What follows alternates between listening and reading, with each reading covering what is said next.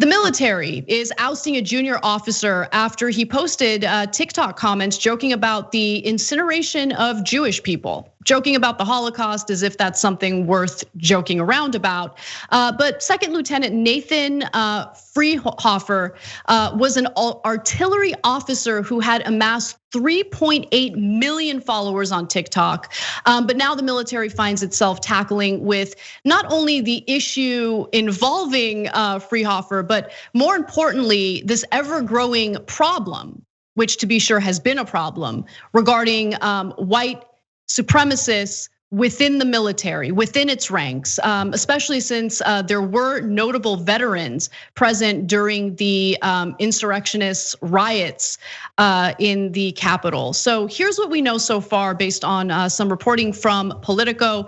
A retired senior Air Force officer allegedly took part in the riot in the United States Capitol, and a Navy veteran who also played a leading role was arrested over the weekend. Meanwhile, a rioter who was killed while trying to break into Speaker Nancy Pelosi's office suite was also an Air Force veteran who espoused far-right and QAnon conspiracies.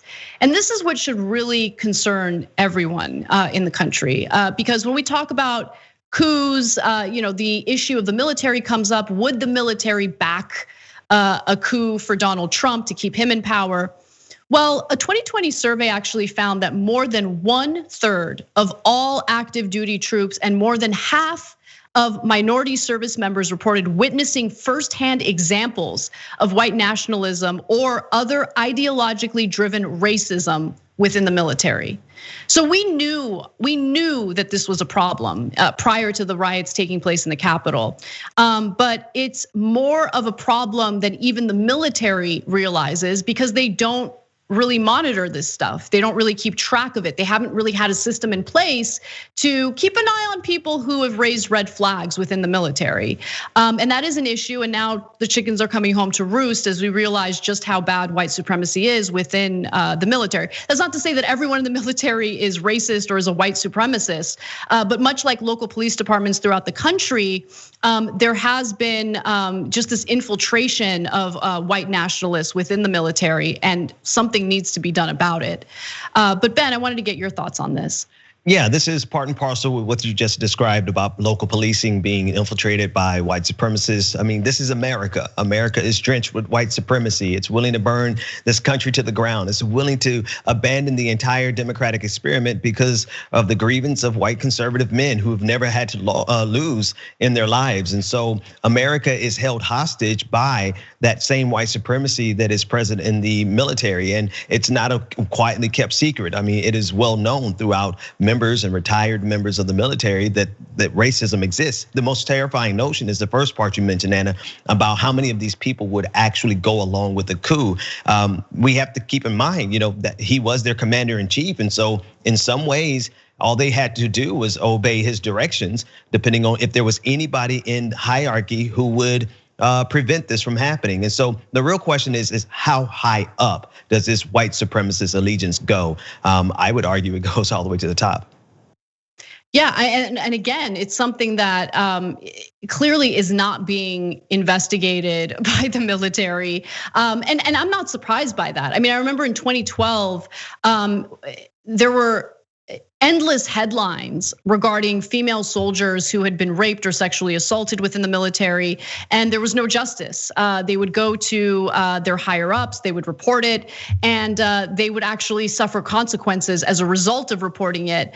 And nothing changed. The military was supposed to restructure the way that soldiers can report instances of sexual assault and rape, not just women, but male soldiers as well. But the story just kind of faded away. And so what kind of accountability is taking place within the military when it comes to instances of sexual assault and rape? And clearly for what we're experiencing in the country right now, when it comes to white nationalists and the hatred that they espouse, one representative spoke out against this, Jason Crow, who's a retired Army officer and chair of the House Armed Services Committee. He said that there is a crisis issue, the rise of extremism and white supremacy in the ranks that has been fueled by President Donald Trump, unfortunately. So that has to be dealt with right away. and unequivocally, that's top of the list. But what I appreciated about that statement was that he did clarify that this existed before Donald Trump. Like, I think it would be a mistake to think that everything that we're experiencing right now is only due to Donald Trump, and all we need to do is get rid of him and everything will get better. No, Donald Trump exacerbates our systemic flaws because he loves to exploit them for political gain. But those systemic flaws always existed and nothing's been done about it. Like, I guess one of the silver linings for Trump, and I can't believe I'm even saying this, but I think it's true. He kind of forced people to come to terms with the fact that we have to make pretty significant changes in this country. Like, we need to address all sorts of how our system's broken in the military, in policing, when it comes to immigration. I mean, it's just, the list goes on and on. Yeah, and Anna, the terrifying notion about this is that if we go back to normal on our side of the equation, we know for a fact that Trumpism will not go back to normal. This is the new normal, and so we have to also figure out how we're going to deal with the resurgence and the renaissance of white supremacy. Definitely, and I do want to also give you a few statements from Mark Pitcavage. He's from the Anti-Defamation League, and he had some pretty terrifying insight. He says that the number of extremists in the military has increased due to a higher percentage of white supremacists attempting to join the military, and the development of white supremacist leanings among some currently serving personnel to an even greater degree than in previous surges of extremism. The internet has played a role in the present one, with extremist content found on websites, discussion forums, chat rooms, social media, messaging apps, gaming and streaming sites, and other platforms. And he mentions that a number of right-wing extremist groups, such as the Oath Keepers, expressly recruit members from the military. Pitcavage also noted that a litany of incidents involving right-wing extremists in the ranks over the past few years, including troops offering to teach how to make explosives and target left-wing activists, joining pro-Nazi organizations, and traveling to Ukraine without orders to train with a right-wing militia. And also a Florida National Guardsman even founded a neo-Nazi group. Again, this is a very real problem that has not been addressed. It wasn't even being reported on until the insurrectionists breached the Capitol and threatened the lives of congressional lawmakers. Had that not happened, would we be discussing white supremacy within the military? Would this be an issue that people would be calling for solutions to? I doubt it. And it sucks that it has to get to that point where members of Congress feel afraid for people to acknowledge that something needs to be done. Thanks for watching The Young Turks, really appreciate it. Another way to show support is through YouTube memberships.